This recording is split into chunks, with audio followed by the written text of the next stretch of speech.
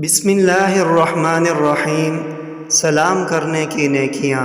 حضرت عمران بن حسین رضی اللہ عنہ سے روایت ہے کہ ایک آدمی رسول اللہ صلی اللہ علیہ وآلہ وسلم کی خدمت میں آیا اور اس نے کہا السلام علیکم۔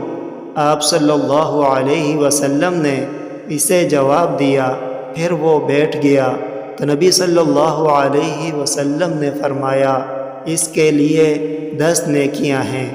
پھر دوسرا شخص آیا اور اس نے کہا السلام علیکم ورحمۃ اللہ۔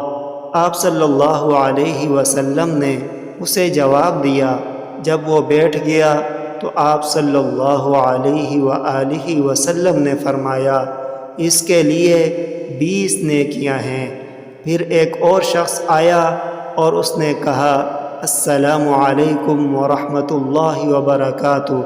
آپ صلی اللہ علیہ وسلم نے اسے جواب دیا۔ جب وہ بیٹھ گیا تو آپ نے فرمایا اس کے لیے 30 نیکیاں ہیں۔